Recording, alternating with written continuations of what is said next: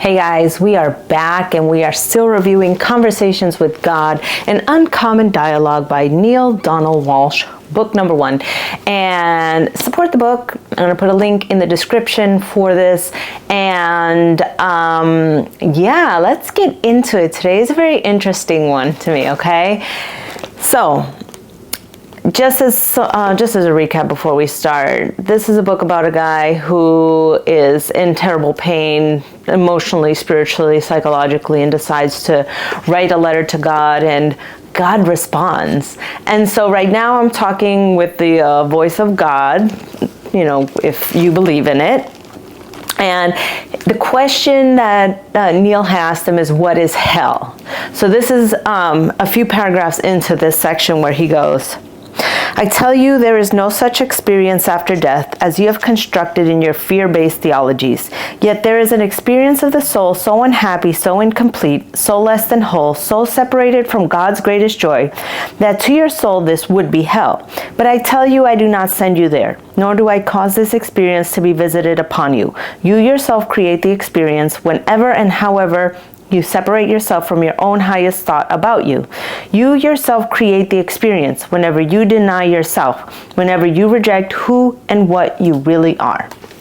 And I like this paragraph because if you've ever read the Four Agreements, maybe I should review the Four Agreements, but if you read the Four Agreements, in one of the sections, it talks about that not only is this heaven on earth, but this is also hell on earth. It's what you make it. It's how you believe this world to be.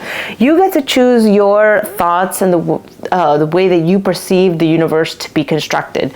You get to deliver yourself into heaven or into hell right here and right now. And this experience to me has been important because I have lived through what I would consider hell. I have lived through what I would consider heaven. I've had the worst of times. I've had the best of times. And that's not to say that there aren't experiences that were worse or experiences that were better.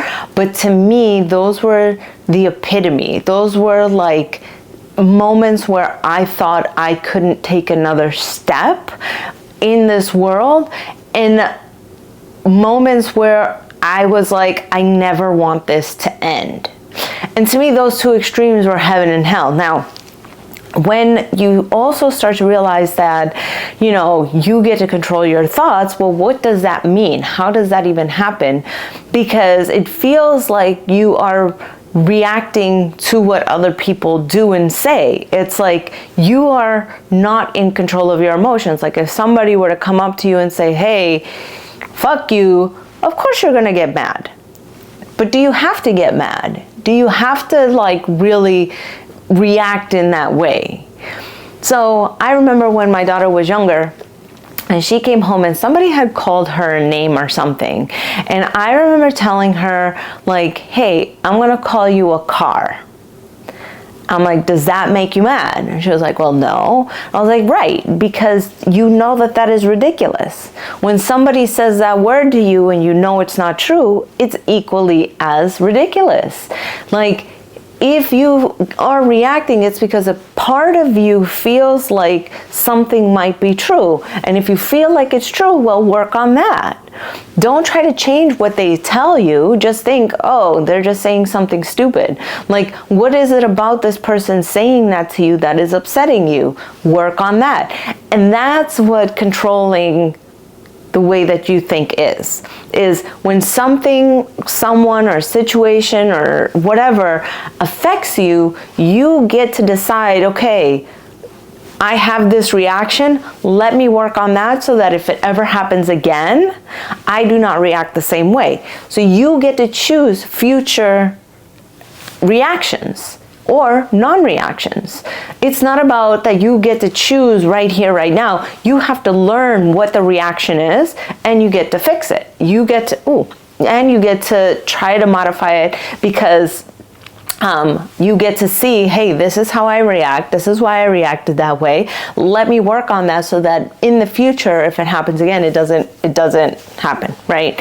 And so that's how you create heaven and hell, is that are you going to continually keep reacting the same way? I mean, that's just crazy, right? What's the definition of crazy? Repeating the same behavior over and over again, expecting a different result. But once you have modified your own behavior, your thought patterns, your reactions, your feelings, you get to now change the destiny that you have had. You get to change where it is that you are going in life. So we're going to go back to that. Hey, somebody says, hey, fuck you, you're stupid. Okay, well, today that upset me. Why does that upset me? Do I think I'm stupid? Am I looking for approval from this person? Doing that deep work inside of you takes a lot. I mean, you don't even have to do it in the moment. Like, you can have your reaction, but later on at night when you're going to bed and you're journaling, by the way, my book is in the description about journaling.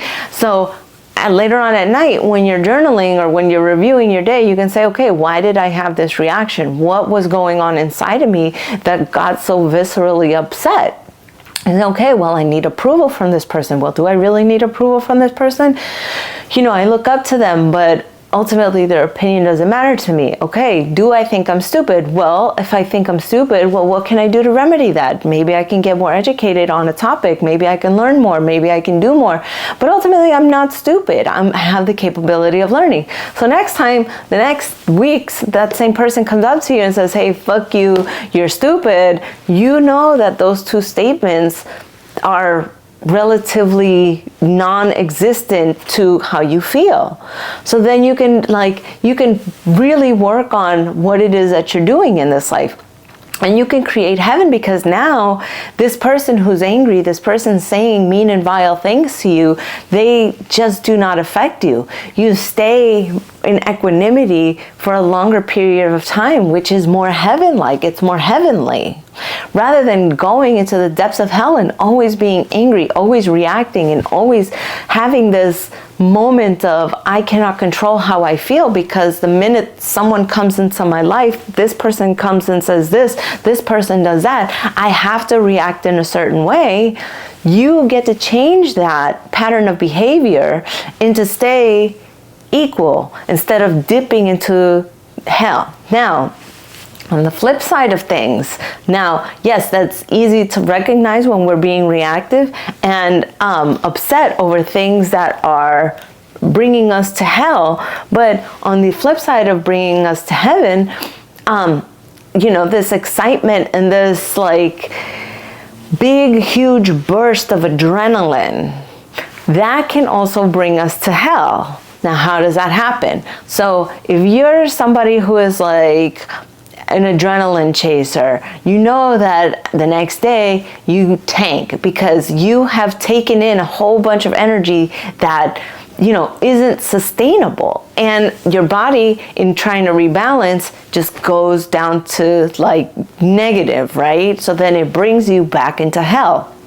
So even this feeling of elation and this feeling of pure bliss can bring you to a place of, like, think about the people who have won the lottery. Like, they win the lottery and then they get into such a severe depression. They lose the money. People only want to be with them because they have money. People are always constantly asking them for money. They get into this depression because this huge thing and beautiful thing that could possibly be happens to them, and then all of a sudden they're in this depression because with the extreme highs come the lows.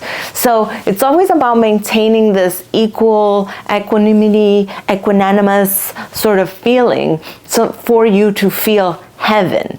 So it's not really the highs that are heaven, because with the highs come the lows. So you want to make sure to try to stay even keeled. And that is true heaven. When you have incredibly boring days where things are just kind of going your way, where things are happening, and yes, somebody says something, but you know what, whatever, that's their own shit. Or you know what, oh, lucky me, I got a free sandwich at the shop, awesome. But you know what, I'm going to give it to the homeless guy out there because he deserves it. You know, just maintaining this level of equal emotions throughout the day is pure heaven. But the only way to get there is by really dissecting your reactions to things and how things are happening to you. Okay, guys, with that, in the descriptions I'm going to put a link to the book if you can buy it. Get it out the library if you want. I'm putting a link to my book because journaling, prayer, meditation have helped me along on my own personal journey. I'm also putting a link to my podcast if you would like more of me. Okay? Bye, guys.